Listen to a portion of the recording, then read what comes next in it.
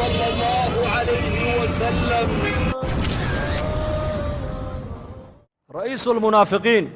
عبد الله بن أبي بن الصلول inankiisii baa nabigeenna u yimid calayhi salaatu wasalaam markii laga soo noqday ghaswat alaxzaab markaasuu yidhi yaa rasuul allah aabbahay munaafiqnimadiisii caddaatay waxaan ka baqayaa aabbahay nin muslima intuu dilo ninkaa muslimka ee saxaabiga aabbahay dilay inay anigana gacan igaga siibato sidaa naar ku galaan ka baqayaa aabbahay kurkiisa anigaa soo goynoo kuu keeniye igu fasax buu ka yidhi aabbihiina waa ra'iisulmunaafiqiin weeyaan markaa buu nebigu yidhi may kugu fasaxi maayo buu ka yidhi waayo la odhan maayo saxaabi baa munaafiq dila la odhan maayo lagu sheekayn maaye waxaa lagu sheekayn saxaabadii muxamed baa islaynayso kurka iska jaraysa adigana waa aabbaha suxbaddiisa wanaaji buu ka yidhi u samafal annagana sharkiisa ilaahay baa naga kaafin doona buu rasuulku ku yidhi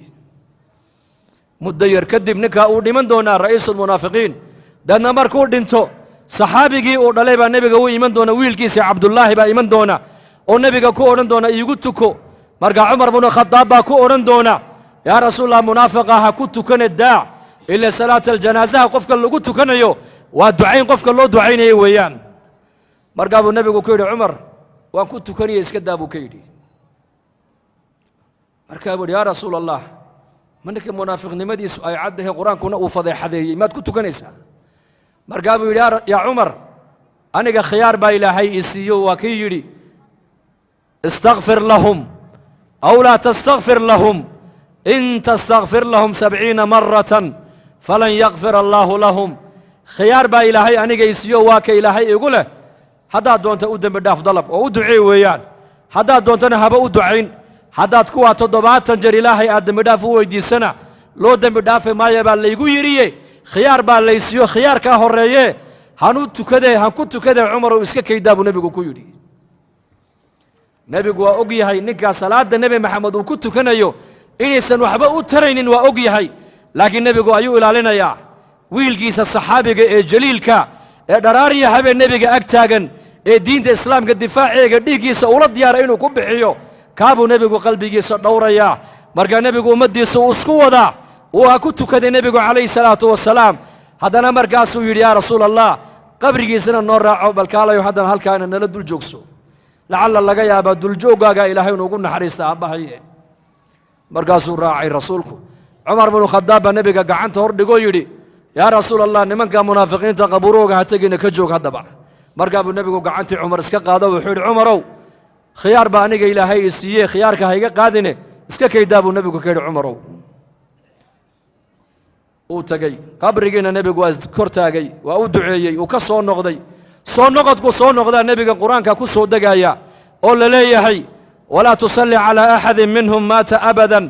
walaa taqum calaa qabrihi innahum kafaruu billaahi wa birasuulihi wamaatuu wahum faasiquuna baa lagu yidhi maanta wixii ka dambaysa baa nebiga lagu yidhi kuwaa munaafiqiinta salaadna kuma tukan kartid oo uma ducayn kartid qabuurtoodana haskor taagin baa nebiga lagu yidhi aayaadka qur'aankee soo degay iyo waxaa iswaafaqay tala bixintii cumar binu khadaab uu soo jeediyey maalinka intii ka dambaysay baa la yidhi cumar binu khadaab marka talada uu nebigu saxaabada uu shuurada uu tala gelinayo talada cumar binu khadaab uu dhiibtaa nebigu si gaaruu iskaga eegi jiray baa la yidhi limaada imaam suyuuطi raximahullah kitaabu taariikh alkhulafaa wuxuu ku sheegay 15 tala bixin oo cumar uu ummadda u soo jeediyey talo ummadeed oo nebi maxamed uu u dhiibtay iyo qur'aankaa iswaafaqay baa lagu yidhi xijaabkaa ka mid ah maqaami ibraahim baa ka mid ah aayaadka munaafiqiinta ka warramaya ayaa ka mid ah 15 talo oo cumar uu nebiga u soo jeediyey iyo qur'aankaa iswaafaqay baa la yidhi intaa intii ka dambaysa hadduu cumar talo dhiibto nebigu talada cumar si gaaruu isha ugu hayn jiray baa la yidhi